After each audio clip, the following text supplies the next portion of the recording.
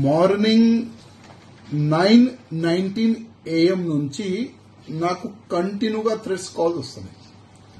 అదేవిధంగా దీంట్లో కొన్ని కాంటాక్ట్ నంబర్, ప్రైవేట్ నంబర్ కూడా వస్తున్నాయి.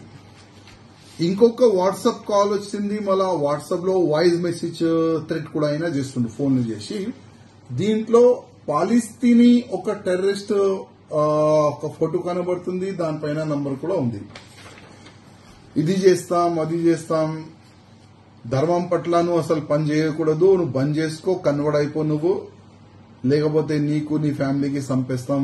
ఆ విధంగా ప్రతి ఫోన్ నుంచి అదే థ్రెట్స్ కాల్స్, బెదిరింపు కాల్స్, అదే మాటలు మాట్లాడుతున్నారు. నేనేం చేసినా అంటే నీ ఎన్ని నంబర్ ఉన్నాయిరా అని నా అడిగిండు. నేను చెప్పినా నాకు ఇంకొక నంబర్ కూడా ఉందిరా భయ్ అని చెప్పినా. గూగుల్లో సెర్చ్ చేసి తెలంగాణ ముఖ్యమంత్రి గారు రేవంత్ రెడ్డి గారు నంబర్ ఈయనకి ఇచ్చేసిన. నంబర్ ఎందుకు ఇచ్చిన అంటే అప్పుడు మన ఎక్స్ ముఖ్యమంత్రి గారు కేసీఆర్ గారు ఉండే, అప్పుడు కూడా చాలా వరకు కంప్లైంట్స్ నేను ఇచ్చిన.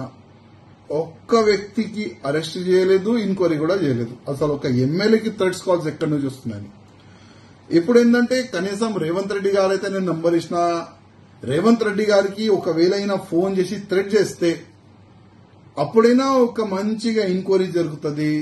అప్పుడైనా ఈయన అసలు ఏ కంట్రీ వాడు ఉన్నాడు, ఈయనకి సంబంధించి ఈయన చెప్తుండు భారతదేశంలో మా మొత్తం స్లీపర్ సెల్స్ ఉన్నారు, అది ఉంది, ఇది ఉంది, నీ తెలంగాణలోని హైదరాబాద్ లో చాలా వరకు మా వ్యక్తులు ఉన్నారు, ఎప్పుడైనా ఏదైనా చేయొచ్చు అని కూడా ఆయన చెప్తుండు.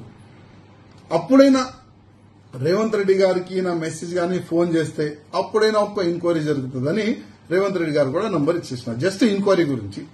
అంటే ఒక ముఖ్యమంత్రి అంటే ఒక ఎమ్మెల్యేకి థ్రెట్స్ కాల్ వస్తే ఏం పట్టించుకుంటలే కదా పోలీసు వాళ్ళు.